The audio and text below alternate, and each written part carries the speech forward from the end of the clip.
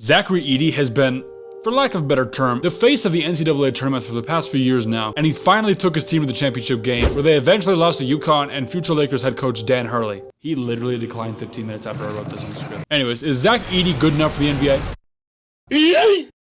At the recent combine, Edey measured in at 7'4", 9'7" standing reach, and a 7'11" wingspan. Obviously, there's some pros and cons about this as a whole.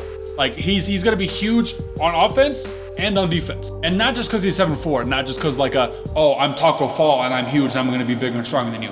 That's not how he's gonna play. He's got perfect footwork and he moves around the rim amazingly.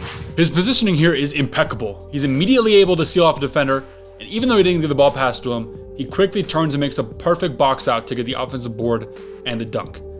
Then here, he's literally almost out of bounds, and then he slowly fights his way up the block, then just sits his guy down and gets wide open. This is the high-level post work not a lot of people talk about when looking at bigs nowadays. And it's no one's fault. People just stretch the floor more. But with a guy like Edey, I mean, look at how wide open the paint is after he gets rid of his guy. So that's his dominance on the offensive end. What about his defense? Well, he's actually more impressive in this aspect. Once again, his best attribute is his footwork. Here he meets the guard at the free throw line and does that defensive slide that every good ball player has been doing their entire life, and then calmly meets the guard at the top for the block. Just a few plays later, he gets beat going left, then quickly adjusts, slides his feet once again, and here's the key. He doesn't jump when the player shoots. This is not like the peak of athleticism for a prospect that we see normally, but his ability to be a high-level starter on a good team, pretty good. It could be there. He has a few cons though. Obviously speed is a problem, but let's just say he put his stat points where it matters most, since speed at his size is hard anyways. As of right now, I don't see him as this generational type of player who can go out and score in bunches. At the least, I don't think he will ever be the center of a great offense. And that's okay. Other than that, I really like a lot of the groundwork that he set for him as a player, and it showed this year, and he's blossomed. I mean, he took his team to the championship game, so he's a very good player. But back to our main question.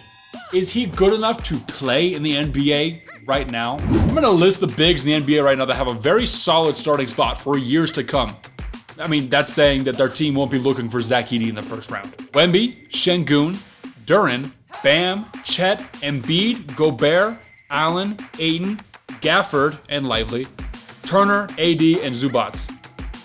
That's a lot of guys. And that's not mentioning older guys like Brook Lopez or Al Horford, who have been phenomenal, but I mean, could retire in the next couple years. With all of that, that's 17 teams that I do not think need a big guy and probably will not be drafting Zach Edey in this draft. Based on how the lottery played out and what we know about mock drafts, we can see that the most plausible options are Charlotte at 6, Chicago at 11, and if he can get down this far, Orlando at 18 would be a steal. His comparison in my eyes is a taller Ivica Zubac. Now I'm a Clippers fan, obviously, so I watch a lot of Zubac games, but they play almost identical. Big Zoo exemplifies the exact level I think Edey can sustain, being a great screen setter and I think the best roller in the league, as well as a rebounding machine. And then when given the ball, he's got a little hook he can whip out to average 10 and 10 a game. Not bad. I love guys like this. And I mean, for our team, the whole season of the playoffs, Harden and Zubac pick and roll was the most consistent thing that we had the whole season, right? So, I mean, Zubac is good. So all we got to do is give Zach Edey a great passer and a great facilitator of a good offense. And you got a new level of offense that not a lot of teams have. So I'm going to give 2 ratings. One for him as a player and as a prospect, and the other one factors in competition that I already talked about. But the ranking is him as a prospect. I only want to look at this draft class, even though this draft is literally dog water. But I'll give him a B+. I think that B+ is very, very fair. He's a good player, but he might not be the exact level I want him to be at.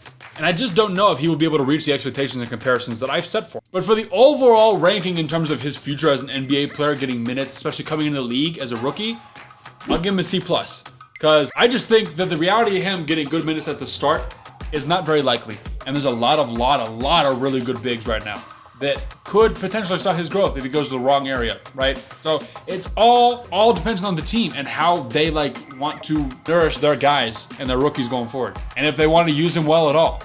So, okay, this is day 1 of Prospect Week 2. I've done this before. I posted once a day for a week, so 5 in a row. This is happening again. If you're seeing this, there's 5 more. 4 more. I'm stupid. 4 more. 1, 2, 3, 4. This entire week. Monday, Tuesday, Wednesday, Thursday, Friday. So subscribe if you want to see those or get recommended. They'll be fire, just like this one was, right? That's all I got. We out.